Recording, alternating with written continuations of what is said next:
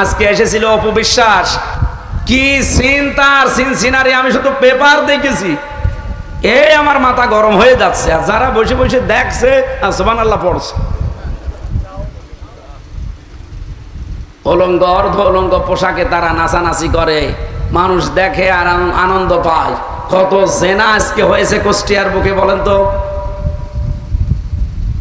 এই কাজগুলো কি ওয়াজ করে ও বাবা সলিমউদ্দিন তোমাকে ফু দিয়ে দিলাম বন্ধ হবে কি করা লাগবে আইন পাশ করে বাধার প্রাচীর তৈরি করা লাগবে আর আমাদের দুর্ভাগ্য কুষ্টিয়া খোকসা গতকালকে আল্লাহ বান্দারা বুঝে হোক না বুঝে হোক জাহান্নামের কীট যারা মানুষকে সরাসরি চোখের জিনা মনের জিনা করায় পৃথিবীতে নিকৃষ্ট মানুষের তালিকায় যাদের নাম এই মানুষগুলোকে কালকে নিয়ে এসে নাচানাচি করেছে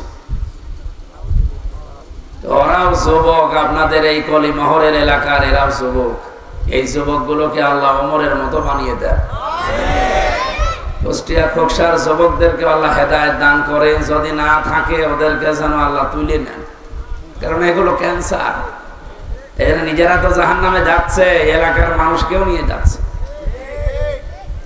দরুদ আর সালাম পড়ছি আমাদের নবী মুহাম্মদুর রাসূলুল্লাহ সাল্লাল্লাহু আলাইহি ওয়াসাল্লামের প্রতি এটা কি মাস জানো এই মাস আসলে আমাদের অনেকের ভেতরে একটা আলাদা আবেগ আসে যে এই মাসে বিশ্ব নবী এসেছিলেন কথা বলেন না কেন কত মানুষ এই মাস আসলে মিলাদও দেয় না এলাকায় মিলাদ নেই আছে মিলাদ কি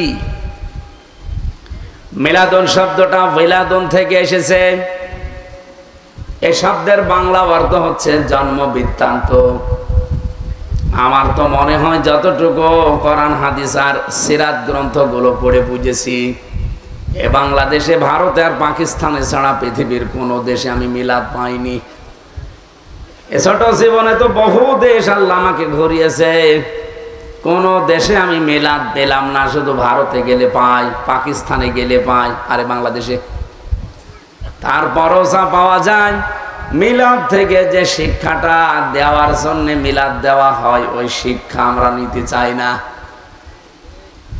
সিরাত ইবনে হিশাম সিরাত বিশ্বকোষ আমি যতটুকু পড়েছি এবং বুঝেছি বিশেষ করে আর রাহিকুল মাখতুম এ পৃথিবীতে যত সিরাত গ্রন্থ আছে নবীর জীবনের উপরে সবচাইতে অথেন্টিক এই আর রাহিকুল মাখতুম যদি নবীকে সম্পর্কে যদি কিছু জানতে চান অথেন্টিক ভাবে আপনি এই কিতাবটা কিনে নেবেন আল্লামা সফিউর রহমানের লেখা পুরস্কার প্রাপ্ত একটা কিতাব তামাম বিশ্বের ভেতরে এই বইটা আমি কয়েকবার পড়ে এইটাই বুঝেছি কেউ যদি নবীর জন্ম নিয়ে আলোচনা করে সে যেন ২৭টা শিক্ষা নেয় কয়টা আমাদের দেশে একটাও নেই কিসের মিলাদ দেন আপনি প্রথম নাম্বার এই মিলাদ মানে যেহেতু জন্ম নবীজির জন্ম থেকে একটা শিক্ষা নবীজি দিয়েছেন আমাদের বিশ্ব নবীকে আল্লাহ যে পৃথিবীতে পাঠিয়েছেন এ দুনিয়াতে আসার পরে ৩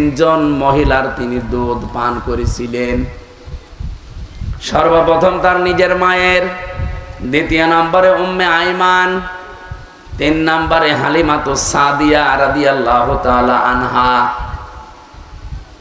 আমি যতটুকু বুঝলাম এই ৩ জন মেয়ে লোকের দুধ পান করতে গিয়ে সর্বশেষ নবীজি হালিমাতুস সাদিয়ার স্তনে মুখ লাগিয়েছিলেন ডান স্তন পান করার পরে তিনি আবার বাম স্তনে লাগালেন তিনি মুখ বের করে ফেললেন হ্যাঁ এদিকে তাকান গুরুত্বপূর্ণ একটা পয়েন্ট এটা আপনি মিলাদ পড়েন জিলাপি খেয়ে খেচুড়ি খেয়ে শেষ করে দিচ্ছেন মিলাদ এইটা বাম স্তনে একবার 2 বার 3 বার মুখ লাগানোর পরে তিনি মুখ বের করে ফেললেন চোখের ইশারা দিয়ে যেন জানাতে চাই মা হালিমা জোর করেন কেন ডান স্তন এটা আমার অধিকার ছিল আমি তো পান করেছি বাম স্তন এটা আমার অধিকার না এটা আমার দুধ ভাই আব্দুল্লাহর অধিকার আমি তো জানি আপনার একটা ছেলে আছে আব্দুল্লাহ পৃথিবীতে আমি ভাইয়ের হক নষ্ট করার জন্য আসি না এসেছি ভাইয়ের হক ফিরিয়ে দেওয়ার জন্য আর আজ বাড়ি বাসে যেই নবী মায়ের কোলে বসে ভাইয়ের হক মারে না আরো ফেরত দেয়, সেই নবীর উম্মত আমরা। যত বড় হচ্ছে ভাইয়ের হক মারার জম হচ্ছি। মনে হয় বেশি বলে ফেললাম। এবার একটা হাদিস বলবো, আবার নিচের দিকে টেনে নিয়েন না। ১৫০০ বছর আগের কথা। عن أبي ذر رضي الله تعالى عنه قال قال النبي صلى الله عليه وسلم من ادعى ما ليس له فليس منا وليتبوأ مقعده من النار رواه মুসলিম। বিশ্বনবী জানিয়েছেন, যে জিনিস তোমার না ওইটা যদি জোর করে নিজের আয়ত্তে নিয়ে নাও, দুইটা ক্ষতি ওই দিন থেকে তোমার আরম্ভ হয়ে গেছে। এদিকে তাকান, আবার বলছি, যেই জিনিস তোমার না ওইটা যদি জোর করে জবরদস্তি করে চাঁদাবাজি করে দখল করে নিজের আয়ত্তে রেখে দাও, ওই দিন থেকে দুইটা শাস্তি তোমার শুরু হয়ে গেছে। এক নম্বরে, ওই দিন থেকে তুমি আর নবীর উম্মত নেই। ফালাইসা মিন্না, মাঝখানে ফা আছে। আরবি গ্রামার অনুযায়ী ফা শব্দটা 19টা অর্থে ব্যবহার পেয়েছি আমি। উপরে বর্ণিত কোন গুণাগুণ যদি কারো ভেতরে থাকে, পরের শাস্তি বা পুরস্কার মাস্ট বি তার জন্য হবে, এই জন্য ফা দেওয়া হয়। আল্লাহর নবীর শব্দ চয়ন দেখেছেন, নবীজি তো লাইসা মিন্না বলতে পারতেন, ফালাইসা মিন্না বললেন কেন? সত্যি যদি আপনার জীবদ্দশায় আপনার আয়ত্তে এমন কোন সম্পদ আপনার হয়ে যায় যেটা আপনার মালিক হওয়ার কথা না, সে যেভাবেই হোক আপনি মালিক হয়েছেন, জোর করে জবরদস্তি করে চুরি করে ডাকাতি করে ছিনতাই করে চাঁদাবাজি করে, যদি ওই সম্পদ আপনার আয়ত্তে রেখে দেন, ওই দিন থেকে আপনি আর নবীর উম্মত নেই। হ্যাঁ, আপনি নামাজ পড়তে পারেন, আপনি রোজা রাখতে পারেন, আপনি হজ করতে পারেন, আপনি মুসলমান মনে করতে পারেন নিজেকে, কিন্তু আপনি নবীর উম্মত নেই। আমার তো হাদিসটা পড়ার পরে মনে হয় বাংলাদেশে 2024-এর আগস্টের 5 তারিখের পর থেকে এই সেপ্টেম্বরের 4 তারিখ পর্যন্ত বহু মানুষ নবীর উম্মত থেকে বের হয়ে গেছে। রাজবাড়িতে চাঁদাবাজি নেই, জন্য টের পাচ্ছেন না। কুষ্টিয়ায় যান, কত আল্লাহর ওলি আছে ওখানে। বাবা শাহজালাল মদের কাছে কুত্তা বিড়াল সব হালাল, সব হালাল করে নিয়েছে। আপনি চাঁদাবাজি করে একজনের সম্পদ নিজের দখলে নিয়ে নিলেন, ওইটার মালিক কে আপনি? বলেন বলেন। যেই নবী এই রবিউল আউয়ালে জন্ম নিয়ে মায়ের কোলে বসে ভাইয়ের হক ফিরিয়ে দেয়, আর আপনি সেই রবিউল আউয়াল মাসে মিলাদ দিচ্ছেন। মিলাদে আপনি কি পড়েন? প্রথমেই তো মিলাদের এইটা শিক্ষা যে ভাইয়ের হক নষ্ট করা যাবে না। এ ভাই মানে শুধু দুধ ভাই, আপন ভাই না। মুসলিম আখুল মুসলিম, মুসলমান মুসলমানের ভাই। এই হাদিসটাও যদি আজ রবিউল আউয়ালে আমরা মেনে নিতে পারতাম, বাংলাদেশে সাদাবাজি বন্ধ হয়ে যেত।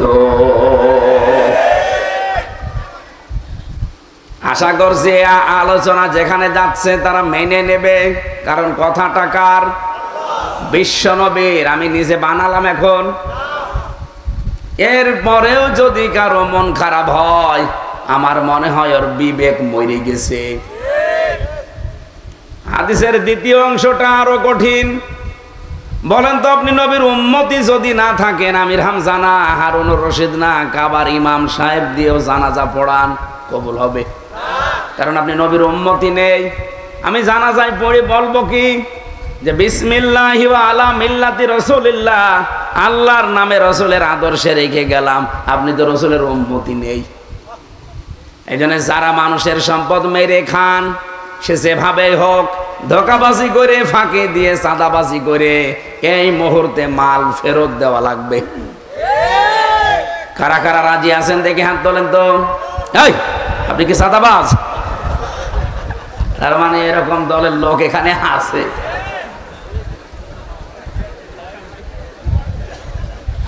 হাদিসের দ্বিতীয় অংশ কি? এদিকে তাকান ভাই, এই ছেলে দাঁড়িয়ে থাকবেন, বসেন। কানের নিচে এমন একটা জোরে দেব না, দোলা ভাই ডাকবা। একবার ওইভাবে উঠে দেখো কি করি। যেখানে আছেন ওইভাবে স্তব্ধ হয়ে থাকেন।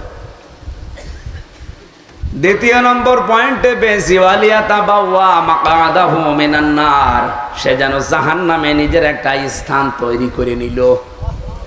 এ বাংলাদেশে আজ কত নবীর উম্মত দাবিদার বলেন তো, যারা এই রবিউল আউয়াল মাস আসলে মিলাদ দিচ্ছে আমারে ডেকে, কিসের টাকা দিয়ে মিলাদ দেন? বসে চাঁদার টাকা।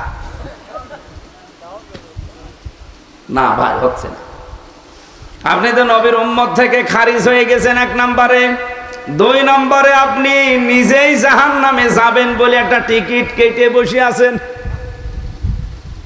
অথচ রবিউল আউয়ালের 27টা শিক্ষার প্রথম শিক্ষা এইটা যে আমি ভাইয়ের হক নষ্ট করতে পারি না।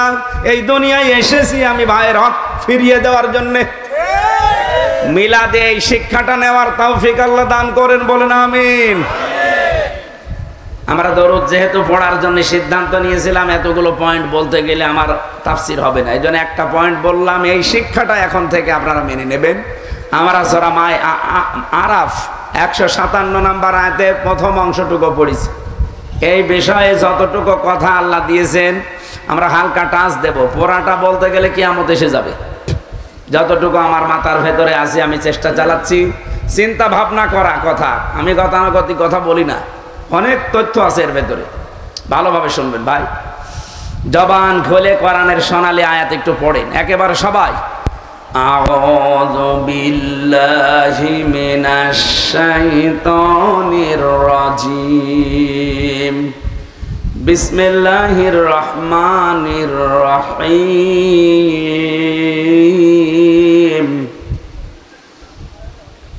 الذين يتبعون الرسول النبي الأمي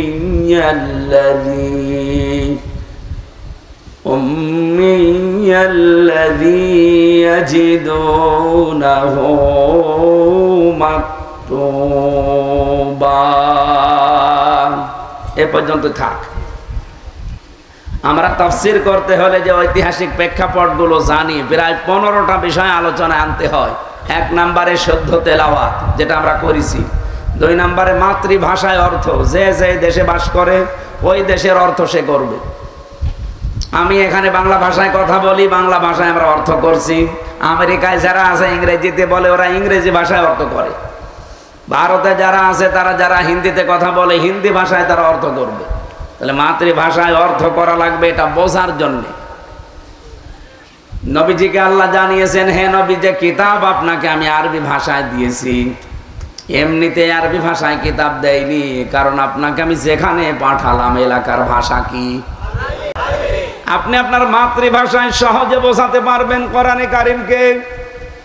যেহেতু মাতৃভাষায় আমরা এবার অর্থ বলছি, আল্লাযীনা যারা ইত্তাবিউনার রাসূলা অনুসরণ করছে, করবে রসুলকে। কয়েকটা পরিচয় আল্লাহ এখানে রসুলের তুলে ধরেছেন আমাদের নবীর। 1 নম্বরে আমাদের নবী ছিলেন রসুল, 2 নম্বরে তিনি ছিলেন নবী, 3 নম্বরে তিনি ছিলেন উম্মি। কয়টা বৈশিষ্ট্য পেলাম? বলেন বলেন। এই 3টা বৈশিষ্ট্যের পরে আমার আল্লাহ তার বৈশিষ্ট্য মর্যাদার কথা বলতে গিয়ে এত বেশি মর্যাদা দিয়েছেন।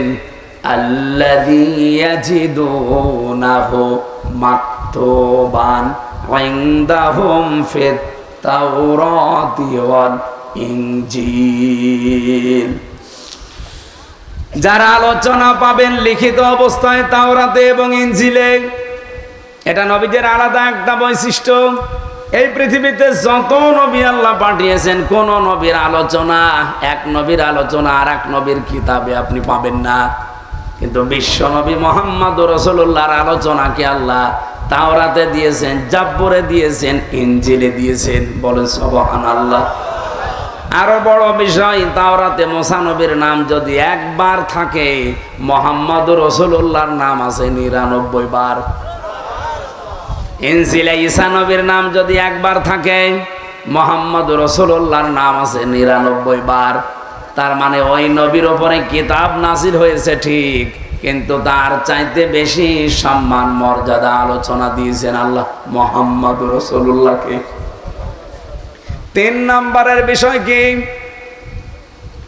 এমন একজন নবী এই পৃথিবীতে তোমাদের কাছে আমি পাঠালাম যার অনুসরণ তোমাদের জন্য ওয়াজিব, ফরজ, যাই বলেন।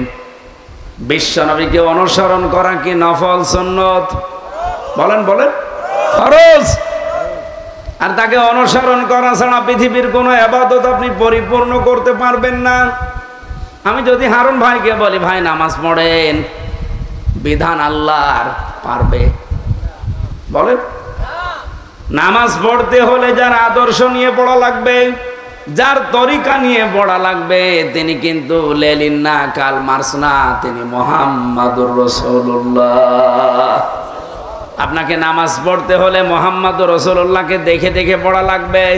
সাল্লু কামা রাআইতুমুনি উসাল্লি, নামাজ পড়ো ওইভাবে যেভাবে আমারে পড়তে দেখো। তার মানে কি বুঝলেন? এখানে এমন একজন মানুষকে অনুসরণ করার জন্য আল্লাহ আদেশ দিচ্ছেন যেটা নফল সুন্নত বা মুস্তাহাবের ভেতরে না, এটা ওয়াজিব, এটা ফরজ। বলেন সুবহানাল্লাহ। তিনি কি নির্দেশ নিয়ে দিয়েছেন আমাদেরকে? ইয়ামুরুহুম বিল মা'রুফি ওয়া ইয়ানহাহুম আনিল মুনকার। এবার আমার প্রশ্ন, আমার এই শিক্ষিত মানুষ যারা আছেন তাদের কাছে আমি বললাম না আমি গতানুগতিক কথা বলি না। এদিকে তাকান। কোন দিকে তাকে আছেন? এই তাকান, এদিকে তাকান। আল্লাহ পাক বলেন ইয়ামুরুহুম, তিনি তোমাদেরকে আদেশ করেন, নির্দেশ দেন, বিল মারুফ। কিসে? না, আপনি একটা তাফসীর নিয়ে আসেন তো। এ পৃথিবীতে ৪২টার উপর এখন তাফসীর পাওয়া যাচ্ছে। যত অভিধান আমি দেখেছি এই ছোট্ট জীবনে, কোন জায়গায় লেখা পাইনি যে মারুফ মানে ভালো কাজ। অথচ এইটাই আমাদেরকে শেখানো হয়, বোঝানো হয়। এর যদি ভেতরে যেতে পারতাম, এ দেশের চিত্র পাল্টিয়ে ফেলতে পারতাম আমরা। নবীজি নির্দেশ দিয়েছেন আমাদেরকে ইয়ামুরুহুম বিল মারুফ, তোমরা ভালো কাজে আদেশ দাও। কই, কোথায় আছে? মারুফ শব্দটা এসেছে আরাফা ইয়ারিফু উরফুন থেকে। এর বাংলা অর্থ হচ্ছে পরিচিত হওয়া। কথা বুঝতেছেন না? আপনারা ঘুমাচ্ছেন।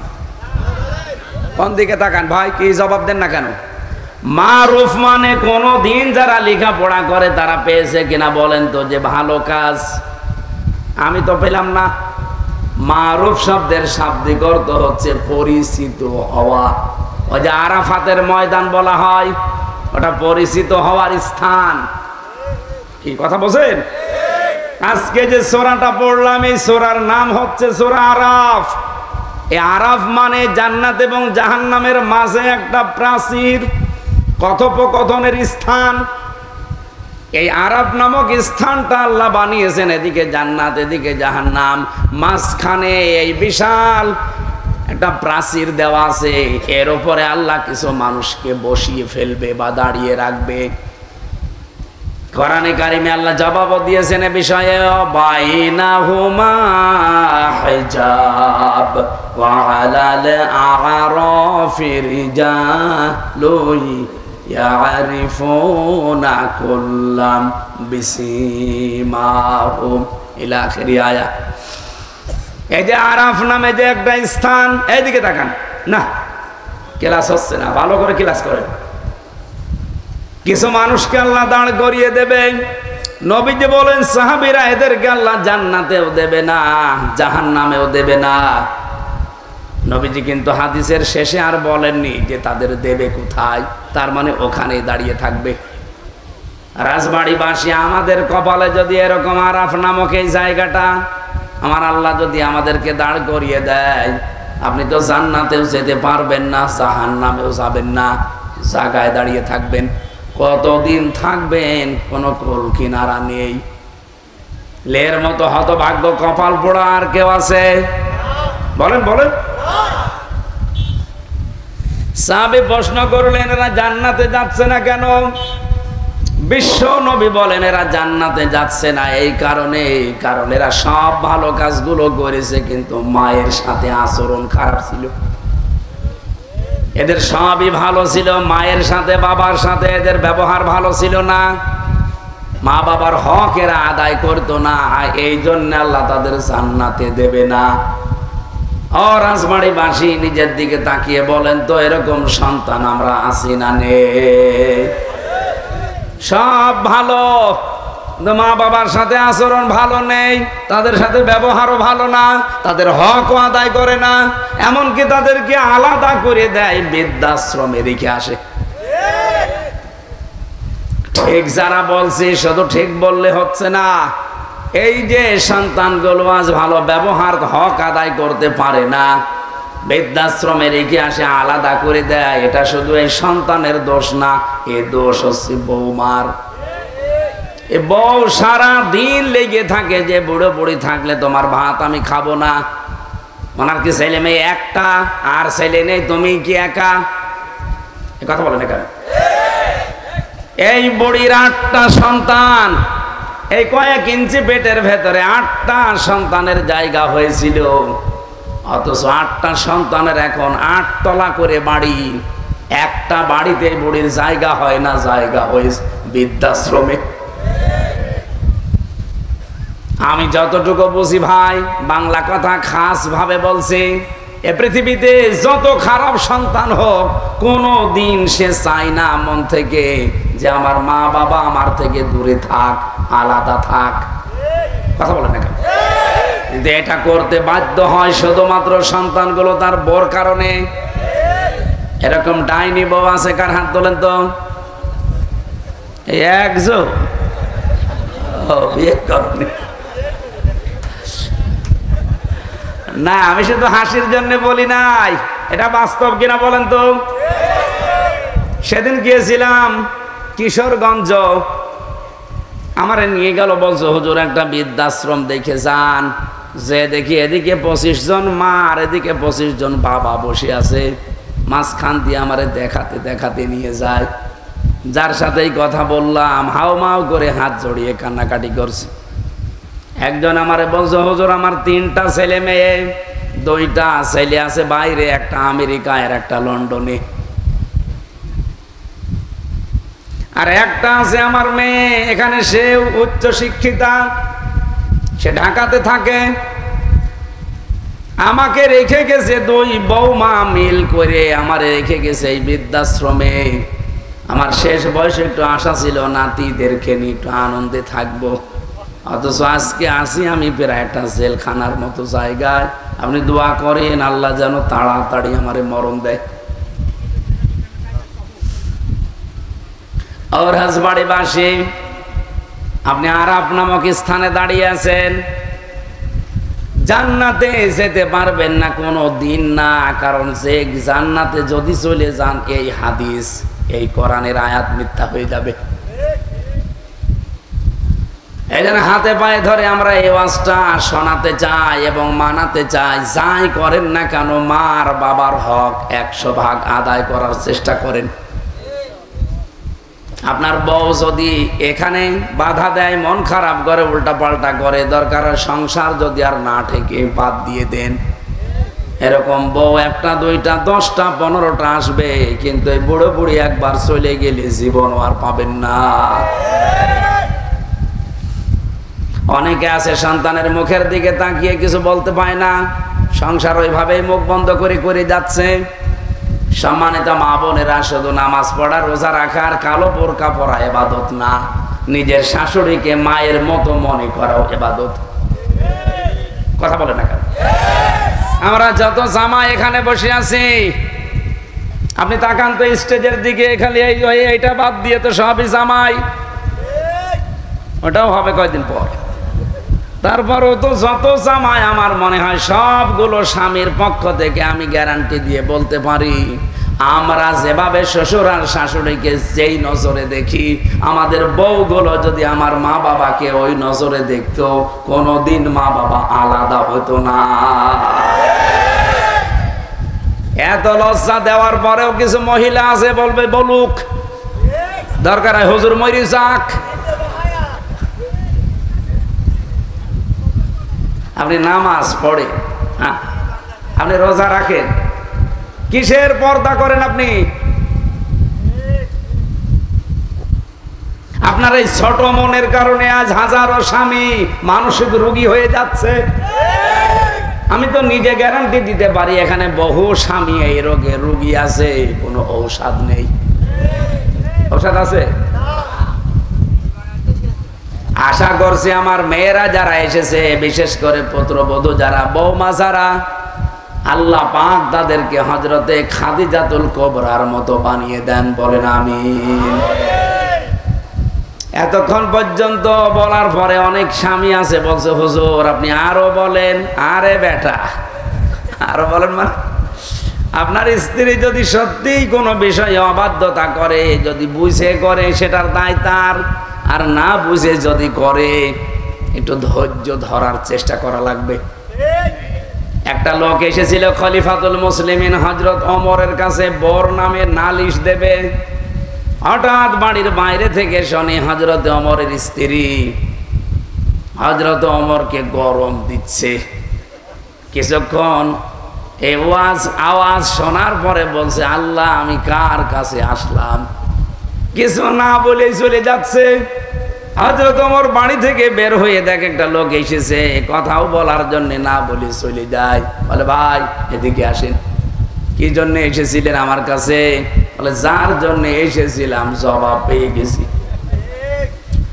আমার স্ত্রীর সাথে আমার সম্পর্ক ভালো যাচ্ছে না, তার আচরণ একটু উগ্র, এই জন্য আমি আপনার কাছে নালিশ করতে এসেছিলাম, বিচার দিতে। এসে দেখছি আপনি বোর গরম শোনেন, আমি আপনার কাছে নালিশ দিয়ে করবো কি?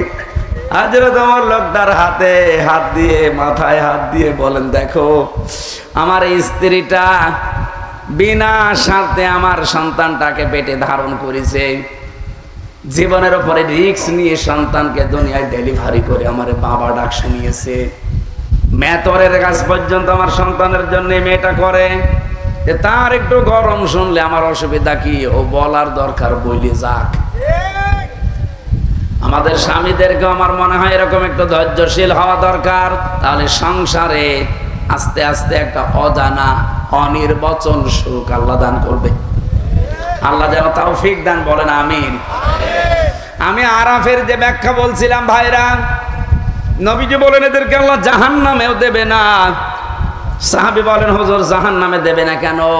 আমি কিন্তু ওই মারুফ শব্দটার ব্যাখ্যা করার জন্য পর্যন্ত এসেছি। এদিকে তাকান, জাহান্নামে দেবে না এই কারণে এরা আর যাই করুক না কেন দুনিয়াতে দিন কায়েমের জন্য আন্দোলন করত। দিন কায়েম হয়নি অসুবিধা নেই, কিন্তু তাদের মন প্রাণ ছিল দিন যেন কায়েম হয় জমিনে। আল্লাহ পাক এই কাজটাকে এত বেশি পছন্দ করেছে, এদের আর যাই হোক জাহান্নামে দেবে না। রাজবাড়ি বাঁশি এটা রেকর্ড হচ্ছে, সারা বাংলাদেশ চলছে এখন। আহ্বান জানাবো, আর যাই করেন না কেন ইসলামী আন্দোলন একামতের দিন এই পৃথিবীতে কায়েম করার জন্য আপনি মন প্রাণ দিয়ে চেষ্টায় থাকবেন। কায়েম হলে তো ভালো, না হলেও আপনার কোনো লস নেই, আপনাকে আল্লাহ জাহান্নামে দেবেন অন্তত। এখন যদি বলেন দলিল আপনি বানিয়ে বলছেন না, সূরা সফ 10 নম্বর আয়াত, আপনি দেখেন এই আয়াতগুলো পরিচিত আয়াত, বড়ি দেখেন এখানে আছে হাল আদুল্লুকুম আলা তিজারাতিন তুনজিকুম মিন আযাবিন আলীম। এমন একটা ব্যবসার কথা তোমাদেরকে বলবো যেটা করলে জাহান্নামে যাওয়া লাগবে না। সেই ব্যবসা এইটা, জান আর মাল দিয়ে আল্লাহ রাসূলকে বিশ্বাস করার পর সর্বাত্মক ভাবে তাদের বিধান এই জমিনে কায়েম করার জন্য চেষ্টা করা। আল্লাহ বলেন যালিকুম খায়রুল লাকুম, এইটাই ভালো কাজ, ইন কুনতুম তা'লামুন, যদি তোমরা জানো। আমরা যারা জেনে ফেলেছি যে এটা ভালো কাজ, এটা উত্তম কাজ, এটা আল্লাহর কাছে প্রিয় কাজ, তাদেরকে মাথায় বাড়ি দিয়েও আপনি আটকাতে পারবেন না। আমি গ্যারান্টি দিতে পারি এই যে হারুন রশিদ এই লোকটার মাথায় যদি আপনি লাঠি দিয়ে বাড়ি দেন যে কালকে থেকে দিন কায়েমের আন্দোলন আপনি আর থাকবেন না, ওরে মেরে ফেলা ছাড়া আপনি বাধা দিয়ে রাখতে পারবেন না। জিজ্ঞাসা করেন, ওর জীবনটা ওই দিনই উনি ওয়াকফ করে দিয়েছে যেই দিন বলেছে বলে ইন্না সলাতি ওয়া নুসুকি ওয়া মাহইয়ায়া ওয়া মামাতি লিল্লাহি রাব্বিল আলামিন। একটা যারা বুঝে পড়ে মেনে নেওয়ার নিয়তে পড়ে তামাম দুনিয়া দিয়ে দিলে ওই ইসলাম কায়েমের আন্দোলন থেকে তাকে আপনি সরাতে পারবেন না। অনেকেই বিভিন্ন কায়দায় সরানোর চেষ্টা করছে, আরে ভাই পথ দিয়ে জীবনেও পারবেন না। তামাম দুনিয়া একদিকে, আপনি তাকে দেখবেন একদিকে। আমার কুষ্টিয়ার জেলা আমির কালকে একটা ঘটনা বলছিল, চোখে পানি চলে এসেছে। আমার কুষ্টিয়ার ইবি থানার একজন জামাত ইসলামীর কর্মী, রোকনও না, নিবেদিত কর্মী, ইসলাম কায়েমের জন্য তার মন আছে, এমন মন সে বানিয়েছে জেলা আমিরের কাছে এসে ওনার যত সম্পদ আছে দুনিয়াবি, 12 কেজি গম ছিল ঘরের ভেতরে, 4 কেজি গম আটা বানিয়েছে, বাকি 8 কেজিও দিয়ে দিয়েছে আল্লাহর দিনের জন্য। টাকা পয়সা, জমি জায়গা, গরু ছিল, ছাগল ছিল, মুরগি ছিল, হাঁস ছিল, যা ছিল সব বিক্রি করে এসে বলছে দিন কায়েমের এই আন্দোলনে আমি সব দিয়ে দিলাম। দুনিয়ার জাগতিক সম্পদ বলতে শুধু ওই 4 কেজি আটা ছাড়া আমার আর কিচ্ছু নেই। উনি বারবার নিষেধ করেছে যে না ভাই, এটা নিয়ম না। আপনি যদি দান করতে যান অন্তত 3 ভাগের 1 ভাগ করেন, 2 ভাগ রেখে দেন। লোকটা যে কথা বললেন, কথা বলার পরে আর কথা থাকে না।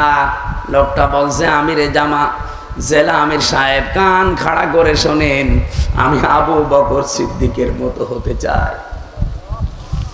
তাবুকের যুদ্ধে হযরতে আবু বকর শুধুমাত্র আল্লাহ রসুলের নাম বাড়িতে রেখে জাগতিক যত সম্পদ সব দিয়েছিল দিন কায়েমের জন্যে। আমি তার মতো হতে চাই, আপনি আমারে নিষেধ করবেন না। এটা কি এমনি তৈরি হয়? আপনাকে এটা মন থেকে পড়া লাগবে। এই বাংলাদেশে আয়াতটা কত আলেমও পড়ে, কত নামাজিও পড়ে, মন থেকে পড়ে না। এই কারণে তাদের মন আল্লাহ ওইভাবে বানায় না। কিন্তু যাদের মন আল্লাহ তৈরি করে দিয়েছে, কাদের? এই যে কাদের, এই প্রশ্নের জবাব আল্লাহ দিয়েছেন। রব্বুল আলামিন বলেন আল্লাহু ইয়াজতাবি ইলাইহি মাইয়াশা ওয়া ইয়াহদি ইলাইহি মাইয়ুনিব। সূরা শূরা, এটা 13 নম্বর আয়াতের শেষের অংশ। রব্বুল আলামিন বলেন আমি আল্লাহ যাকে নির্বাচিত করি, মনোনীত করি, পছন্দ করি, তাকে আমি আল্লাহ দিন কায়েমের জন্য একনিষ্ঠভাবে লাগিয়ে দেই। কাকে লাগাই? ওয়াহদি ইলাইহি মাইয়ুনিব, যে লোকটা মন থেকে আমি আল্লাহর জন্য ফিরে আসে। আজ 18 কোটি মানুষ বাংলাদেশে, সবাই দিন কায়েমের পক্ষে অ্যাক্টিভ ভাবে নেই। মাত্র এই যে কয়েকদিন আগের জরিপ পেয়েছি, 7 কোটি 20 লাখ মানুষ এখন বলছে আমরা এই দেশে আল্লাহর দিন কায়েম চাই। মানুষ কত কোটি? 18 কোটির উপরে, অথচ মাত্র 7 কোটি 20 লাখ। এরা এখন বুঝতেছে যে এটা ভালো কাজ, পৃথিবীর সর্বোত্তম কাজ। দিন যদি কায়েম না হয়, আমি আমির হামজা 200 বছর বেঁচে থেকে আমার লাভ কি? আমার 3টা মেয়ে হয়েছে, আরো না 14টা মেয়ে হইলো, আমার লাভ কি? আমার তো লাভ হবে ওই সময় চর্ম চোখে যখন দেখতে পারবো যে আল্লাহর এই কালাম দিয়ে এই দেশটা চলছে। আহ্বান জানাচ্ছি, ফিরে আসেন। মন তৈরি করলেই যথেষ্ট। আমাকে অনেক আমার নিজের হিতাকাঙ্ক্ষী যারা মনে করে, তারা বাধা দেয় যে এত ঝামেলা যাওয়ার দরকার কি, তোর কি কম আছে? ওইটা ভাঙিয়ে বসে খেলে তো তোর জীবন কেটে যায়। আরে ভাই, খাওয়া দাওয়া পায়খানা করার জন্য তো আমার দুনিয়া না। আমার টার্গেট হচ্ছে দিন কায়েম করার চেষ্টা করা। কায়েম হলে ভালো, না হলে আমার কোনো লস নেই। আমার নির্ধারিত বেতন আছে। কথা বলেন না কেন? হারুন ভাই মনে করেন 5 জন মানুষকে কর্মচারী নিয়েছে, কামলা, লেবার। উনি বলছে এই জমিনে তোমরা আজকে ধান লাগাও, বিকাল 5টার সময় তোমাদের বেতন যার যারটা দিয়ে দেব, আমরা বিকাল 5টা পর্যন্ত লাগাবো নাকি? বিকাল 5টা বাজতে মাত্র আর 10 মিনিট বাকি আছে। হঠাৎ করে 5-6 জন মস্তান এসে বলছে, না এ ধান আর লাগানো যাবে না, সব তুলে ফেলো। বলেন তো আমাদের বেতন আমরা এখনো পেয়েছি কয়টায়? বলেন বলেন। 5টা বাজার আগে যত বড় মস্তান আসুক, এ ধান তো তুলতেই দেব না। কারণ এ ধানও আমার না, জমিও আমার না, কিন্তু আমার বেতন দরকার। বলেন, এই জমিনের মালিক কি হামজা? কোরআনের মালিক হামজা। জমিনও আল্লাহর, কোরআনও আল্লাহর। আমি তো খাদেম, আমি তো কামলা, আমাকে লেবার রেখেছে আল্লাহ, আমি সার্ভেন্ট, ভিত্ত যাই বলেন।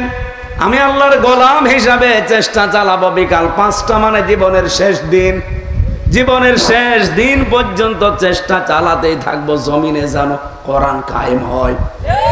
কায়েম হয়ে গেলে ভালো, না হলেও আমার বেতন আছে, আর আমার বেতনের নাম জান্নাত। কথা বলেন না কেন?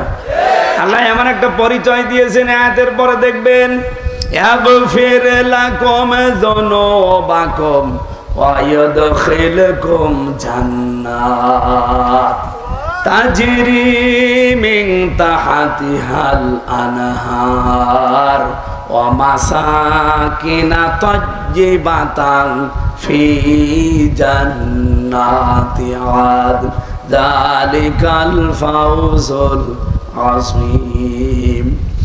আমি আয়াতটা পুরা পড়তাম না, একটা শব্দের জন্য পড়লাম। এই যে মাসাকিনা, আল্লাহ মাস কানুন দিতে পারতেন, মাসাকিনা বহু বচন দিলেন কেন?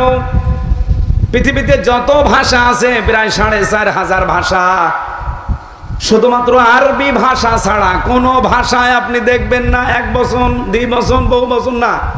অন্য জায়গায় দেখবেন 1 বচন বহু বচন, কিন্তু আরবি ভাষায় আছে 1 বচন 2 বচন বহু বচন। 2টা হলেও বহু বচন বলতে পারবেন না, আপনাকে 2 বচনের পরে যাওয়া লাগবে 3টায় বহু বচন। আল্লাহ এখানে মাস কানুন না দিয়ে মাসাকিনা দিয়েছেন এর জন্যে তোমাকে যদি আল্লাহ একটা জান্নাত দেওয়ার ওয়াদা করে থাকে, কমপক্ষে তুমি বিশ্বাস করো 3টা জান্নাতের মালিক তুমি। এটা কোন কাজে? দিন কায়েমের জন্য যারা চেষ্টা করে তাদের জন্য, যারা আমাদেরকে ফতোয়া দেন, বাধা দিতে চান, বিভিন্ন রকমের ভয় দেখান, আল্লাহর কসম জীবনের শেষ দিনের আগে আমাদেরকে বাধা দিয়ে আটকাতে পারবেন না। আমি টার্গেট নিয়েই নেমেছি এই দেশে, দিন কায়েম আমি করবই, যদি হয় ভালো, না হলে আমার কি আছে? বেতন। বেতন বলেন বলেন, বেতন কয়টায়? বেতন 5টায়। 5টা মানে জীবনের এই ভরসা, এই বিশ্বাস আমাদের নেই। এই জন্য জাহান্নামে আপনি যাবেন না যদি দিন কায়েমের জন্য চেষ্টা চালান। ফাত্তাবিউস সিওয়াদাল আযম, নবীজি বলেন যাদের দ্বারা দিন কায়েমের সম্ভাবনা তাড়াতাড়ি, আমার উম্মতরা যেন তাদেরকে সাহায্য করে, অনুসরণ করে। বাংলাদেশে যত দল আছে দিন রাষ্ট্রীয়ভাবে কায়েম করার ক্ষেত্রে বাংলাদেশ জামাত ইসলামী সবচাইতে এগিয়ে। আপনি বলেন, ইউনিয়ন থেকে শুরু করে সংসদ পর্যন্ত চালানোর প্রত্যেক জায়গার যোগ্যতা জামাত ইসলামীর ভেতরে আছে। অন্য কোন দলের লোককে দেখান, তারা পারবে না। বাইরের দেশ থেকে একটা মেহমান এসেছে মনে করেন, তার সাথে টকিং করা লাগবে আন্তর্জাতিক ভাষায়, নাম কি? এমন এমন দল আছে এই দেশে, বাবা সভাপতি আর ছেলে সেক্রেটারি, আর কেউ নেই, সে চালাবে কি করে? অথচ বাংলাদেশ জামাত ইসলামীর ভেতরে যারা আছে এমন কোন দিক আর বিভাগ নেই যারা চালাতে পারে না। ওরা সংসদও যেমন চালাতে পারে, হাসপাতালও চালাতে পারে, কথা বলেন। ওরা ব্যাংকও চালাতে পারে, ব্যবসা চালাতে পারে, এমনকি ওই মানুষগুলো ইউনিয়ন পরিষদও চালাতে পারে। বাংলাদেশে 1500-র উপরে মেম্বার ছিল জামাতের, 1 টাকা দুর্নীতি তারা করে নাই। 1000-এর উপরে চেয়ারম্যান ছিল ইউনিয়নের, একটা টাকা দুর্নীতি পাওয়া যায়নি। 260 জনের উপরে ছিল উপজেলা চেয়ারম্যান, একটাও দুর্নীতি করেনি। 18 জন এমপি ছিল, একটাও দুর্নীতি করেনি। 2 জন মন্ত্রী ছিল, 4 আনাও দুর্নীতি পাওয়া যায়নি। এর চাইতে আপনার কি দেখবেন? আবার এর চাইতে ভালো মানুষ পেতে হলে আপনাকে ফেরেশতা জিবরাইল লাগবে, তাছাড়া মানুষ দেওয়ার হবে না। যারা দায়িত্ব পেলে কোটি কোটি টাকার মালিক হয়ে যায়, একটা মেম্বারই, সেখানে একজন মন্ত্রী, তার 4 আনা দুর্নীতি নেই। সাতক্ষীরায় আমি নিজে দেখেছি, একজন ইউনিয়নের চেয়ারম্যান, উনি বিএ পাস, চেয়ারম্যান জামাত ইসলামীর। এই সকাল 10টা থেকে বিকাল 4টা পর্যন্ত ইউনিয়নের দায়িত্ব পালন করে, আর বিকাল 4টা থেকে রাত 8টা পর্যন্ত। আপনি আল্লাহর ওলি খুঁজতে চলে যাচ্ছেন 8 রশি, আল্লাহর ওলি খোঁজার জন্য চলে যান আপনি সেই দেওয়ানবাগি। আল্লাহর ওলি খোঁজার জন্য চলে যাচ্ছেন বরিশাল। আরে ভাই, আল্লাহর ওলি তো ওইটা আছে, তার কর্মজীবনে সঠিক কথা বলেন। এইটা তৈরি করার জন্য একটা ফ্যাক্টরি বাংলাদেশ জামাত ইসলামী। 1 বছর 1 মাস পার হয়ে গেল, এদের দ্বারা একটা টাকা সাদাবাজি হয়নি। এরপর আবার কি দেখতে চান?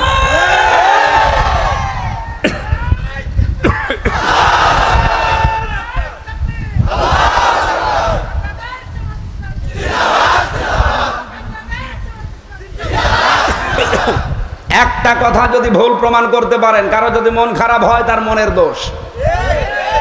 বলে উনি এসে জামাতের কথা বলে, আমাদের কথা বলে না। তোদের কথা বলবো কি করে? তোর কথা কোরআন হাদিসে আছে? হ্যাঁ, যা আছে তা তো বলা যায় না, ও তো কোরআন বিরোধী। এই যে পাবনা ঈশ্বরদী আটঘরিয়ায় হাবিবুর রহমান হাবিব, জাকারিয়া পিন্টু নামে আল্লাহর এক বান্দা, এই 2 জন প্রকাশ্য কোরআনের অনুষ্ঠানে বাধা দেয়। এদের মুসলমান বলা যায় না, এরা কাফের। বলে না, আমরা কোরআনে বাধা দেই না, জামাত ইসলামী। আমারে বাধা দিচ্ছেন কোন কারণে? এতক্ষণ পর্যন্ত যা বলেছি কোরআনের ব্যাখ্যার বাইরে একটা কথা দেখান তো। বলে আমার পক্ষে বলেন না। তা আপনার পক্ষে বলবো কি করে? আপনি মাল খান, আপনি ডাইল খান, লাল পানি ছাড়া আপনার চলে না। আমি আপনার পক্ষে কথা বলে আমি মার খাবো? আমার জহব্বা কেটে ফেলবেন আল্লাহ?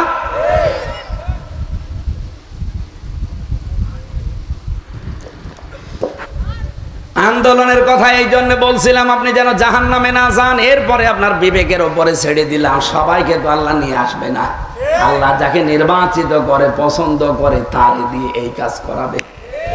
এবার আসেন, রাসূলুল্লাহ এই যে রবিউল আউয়াল মাসে এসেছিলেন, ওনার যে 6টা কাজ ছিল, তার প্রথম কাজ তিনি আদেশ দিতেন। কি কাজের? না না, মারুফ শব্দের শাব্দিক অর্থ এবার বলছি। মারুফ মানে পরিচিত, পরিচিত কাজের আদেশ দিতেন। এখন পরিচিত কাজ কি? আর পরিচিত কাজ তিনি পেয়েছিলেন কোন সময়, কোথায় পরিচয় হয়েছিল এই কাজগুলোর সাথে? এই জন্যই তাফসীর মাহফিলে আসতে হয়। এবার আসেন তো আমরা এই শব্দের ব্যাখ্যার দিকে যাই। বিশ্ব নবী মুহাম্মদ রাসূলুল্লাহকে দুনিয়ায় পাঠানোর আগে আরো লক্ষ লক্ষ নবী আল্লাহ পাঠিয়েছেন না পাঠাননি? যাকে পাঠিয়েছিলেন আমরা জানি সর্বপ্রথম তিনি হযরতে আদম। কথা বলেন না কেন? হযরতে আদম আলাইহিস সালামকে আমার আল্লাহ একটা ক্লাস নিয়েছিলেন। আল্লামা আদামাল আসমাআ কুল্লাহা, আমি আদমকে যত কিছুর নাম আছে সব শিখিয়ে দিয়েছি। এইটা এতদিন পড়েছি। এখানে নাম মানে শুধুমাত্র আলু, পটল, ঝিঙা এগুলোর নাম না। বলেন তো, এখানে ক্লাস নিচ্ছে সরাসরি কে? ছাত্রকে? আদম নবী, হারুন না হামজা না, সরাসরি আল্লাহ নিজে ক্লাস নেয়। শিক্ষক, ছাত্র, নবী একজন। আর ক্লাসরুম কি এই কলিমোহর? কোন জায়গা? জান্নাত। আপনি হিসাব করতে পারেন যে জান্নাতের মতো একটা জায়গা ক্লাসরুম, সেখানে ছাত্র সরাসরি একজন নবী, তাও সর্বপ্রথম নবী। আর ক্লাস নিচ্ছে যে সে শিক্ষক না, কে? আল্লাহ সরাসরি নিজে। আপনার কি মনে হয় যে ওই ক্লাসে আল্লাহ আলু গাছ, কলা গাছ, পটল, ঝিঙা গাছ এটা শিখিয়েছে? এখানে আসমা বহু বছর, এই আসমা মানে শুধু নাম না, যত পরিচিত কাজ এই পৃথিবীতে হতে পারে, তার মানে আমরা সৎ কাজে আদেশ করো, অসৎ কাজে নিষেধ করো, এই শব্দটা আল্লাহ ওই দিন শিখিয়েছেন। এরকম ভালো কাজ, সৎ কাজ, পরিচিত কাজ এই কোরআনে আছে 500। এই পরিচিত কাজগুলো আল্লাহ তাকে শিখিয়েছিলেন ওই এক ক্লাসে। আর আমরা যেহেতু আদমের সন্তান, তার পিঠ থেকে বের হয়েছি, ওই ক্লাসে আমরা ছিলাম। এই জন্য দুনিয়াতে দেখবেন অনেকে লেখাপড়া যদি নাও করে, তাও কোনটা ভালো কাজ কোনটা মন্দ কাজও কিন্তু জানে। ও জানলো কবে? ওই ক্লাসে যেদিন আদম নবী ক্লাস করেছিলেন। তাহলে যত ভালো কাজ, যত মন্দ কাজ, যত পরিচিত কাজ, এই কাজের সব খবর আল্লাহ ক্লাসে শিখিয়েছিলেন বাবাকে। বাবার পিঠে আমরা ছিলাম, আমাদের অটোমেটিক ভাবে আল্লাহ এটা দিয়ে দিয়েছে। এটা আমরা অনেকেই জানি। আজ ভালো কাজ কি কি আমরা জানি না, অন্যায় কাজ কি কি আপনি কি লেখাপড়া করে জানেন না এমনি জানেন? ওই যে ক্লাসে শিক্ষা করা, এটা ভালো কাজ, এটা পরিচিত কাজ। এই পরিচিত কাজগুলোর আদেশ করা লাগবে। অথচ 54 বছরে বাংলাদেশে আদেশের জায়গায় আমরা যেতে পারিনি। আদেশের জায়গা কি? চেয়ার। এই 54 বছরে ইসলাম চেয়ারে ছিল, আদেশের জায়গায় ছিল না, ছিল অনুরোধের জায়গায়। ওয়ায়ানহাহুম আনিল মুনকার, অন্যায় কাজে তিনি নিষেধ করেছে। কে বলেছে? অর্থ। অন্যায় কাজে তিনি বাধা দিয়েছে। এই রাজবাড়িতে নদী আছে, এই নদীতে স্রোত চলছে, যে যদি আমি আর হারুন ভাই বলি সুবহানাল্লাহ, ফু দিয়ে দিলাম, বন্ধ হবে? বন্ধ করার জন্য প্রাচীর দেওয়া লাগবে, বাধা দেওয়া লাগবে, প্রতিবন্ধকতা সৃষ্টি করা লাগবে। অন্যায় কাজ দেখে শুধু বলেন নাউজুবিল্লাহ, আস্তাগফিরুল্লাহ। ওয়া নাশহাদু আন্না মুহাম্মাদান আবদুহু ওয়া রাসূলুহুল মাবউসু ফিনা বিল হুদা ওয়া দীনিল হাক্কি লিইয়ুযহিরাহু আলাল আদিয়ান সাল্লাল্লাহু আলাইহি ওয়া আলা আলিহি ওয়া আসহাবিহিল কিরাম। এই কি কর? এই ছেলে, কথা বলা যাবে না ভাই। এই ভিডিও মেনে তাড়াতাড়ি কে উঠবা না, এখানে দাঁড়িয়ে থাকা যাবে না ভাই। সামনে অন্তত যে যেখানে আছেন জায়গা পেলে বসে যান। فقد قال الله تعالى في كلامه المجيد وبرهانه التوحيد أعوذ بالله من الشيطان الرجيم بسم الله الرحمن الرحيم الذين يتبعون الرسول النبي الأمي الذي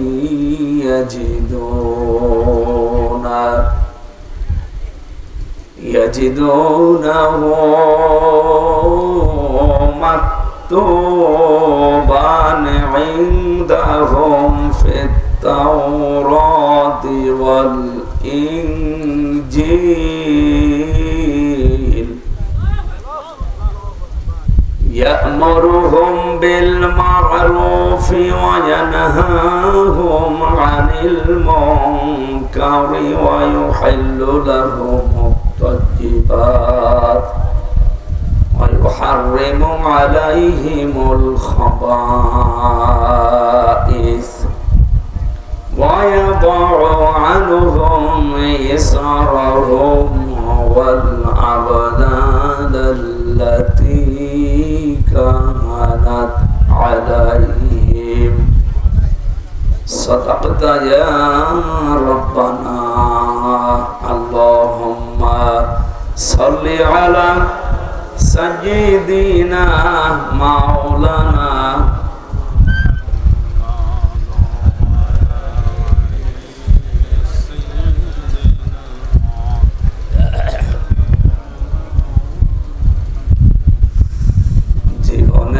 যত প্রেম আছে কলিজায়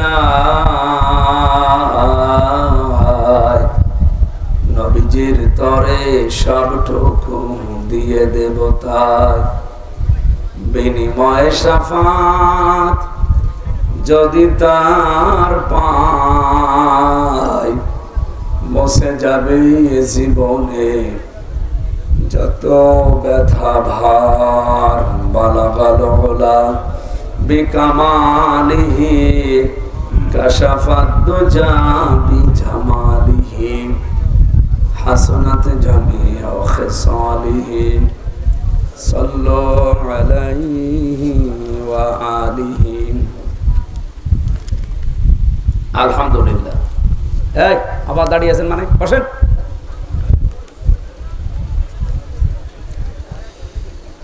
রাজবাড়ী জেলার পাংশা থানার অন্তর্গত কলিমহল মধ্যপাড়া জামে মসজিদ ও এলাকার যুব সমাজের উদ্যোগে মহাবিশ্বের মহাবিশ্বয়, এই আওয়াজ বাড়ি খাই কেন, রিভাব দেন, ইকো বন্ধ করে রিভাব দেন। আমাদের মালিক, আমাদের মনিব, মহান রব্বুল ইজ্জাত ওয়াল জালালের মুখের পবিত্র বাণী কোরআনে কারীম, কোরআনের ব্যাখ্যা তাফসীর শোনানোর ব্যবস্থা করেছে যুবকরা। রাজবাড়ী পাংশা কলিমহল এলাকার যে যুবকদের মা পেটে নিয়েছে, আল্লাহ যেন খাদিজাতুল কুবরার মতো বানিয়ে দেন। আরো জোরে বলেন আমিন।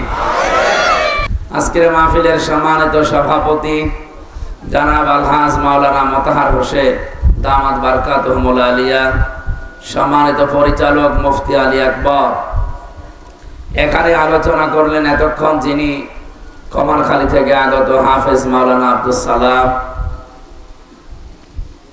জিকির পরিচালনা করেছিলেন আল্লাহর হাফেজ মাওলানা মিরাজুল ইসলাম, আমন্ত্রিত ওলামা হযরত হোসেন হাবিবুর রহমান ইসলামী কর্তৃক নমিনি। আমরা অনেকেই বলি সংসদ সদস্য পদপ্রার্থী, না এ কথাটা ঠিক নয়। জামাত ইসলামের ক্ষেত্রে এই কে হয়েছে কি কথা বলেন কেন?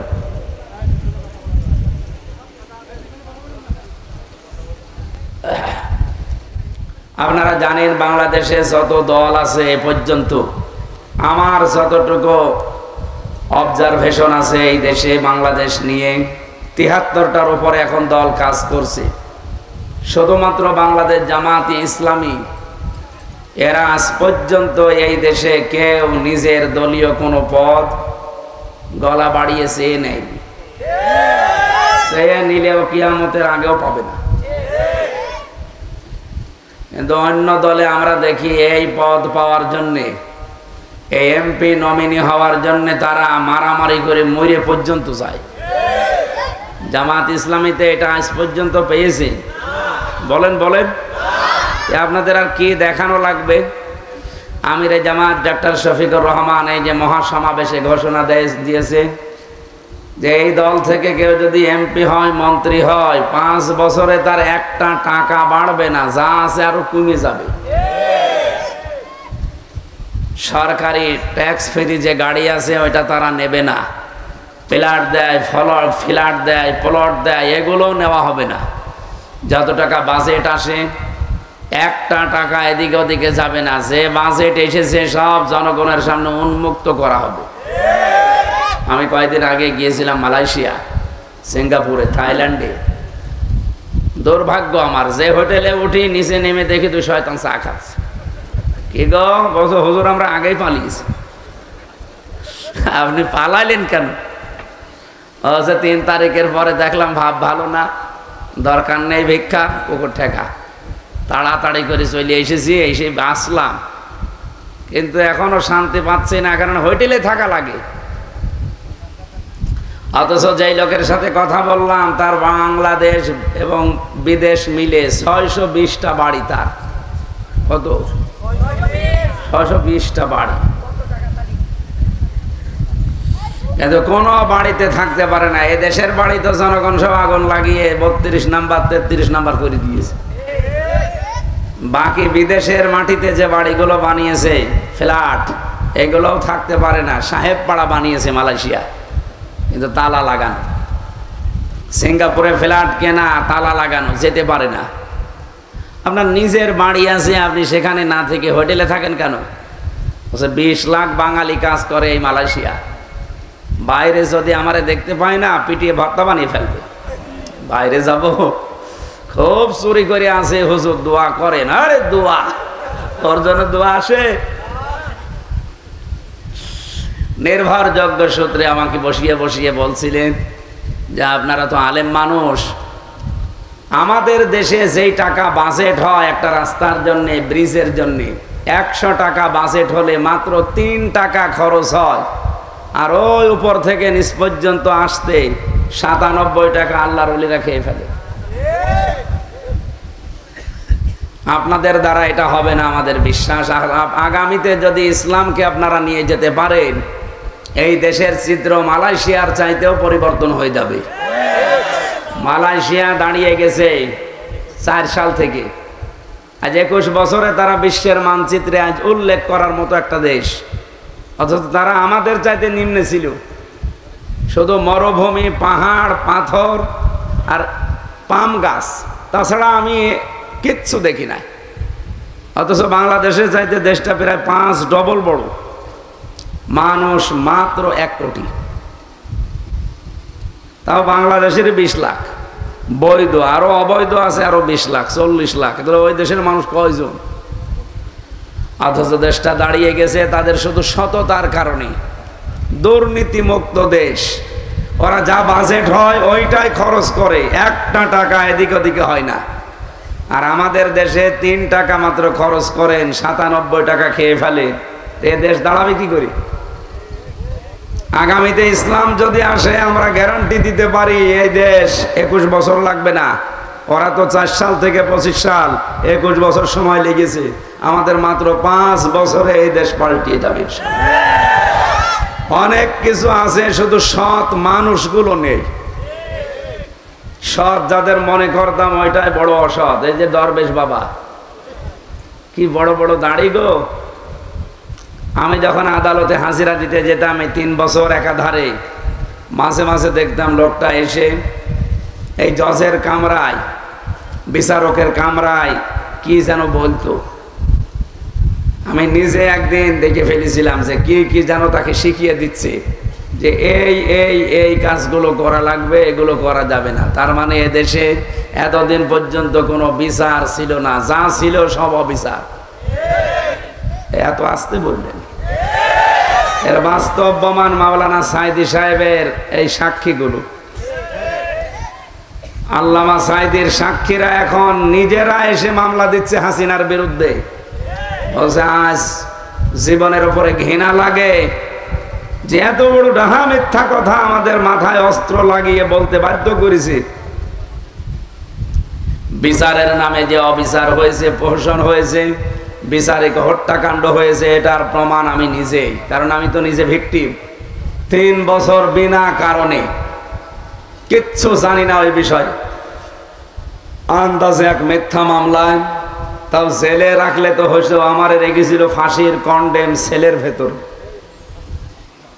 বহু কষ্ট দিয়েছে শয়তানরা।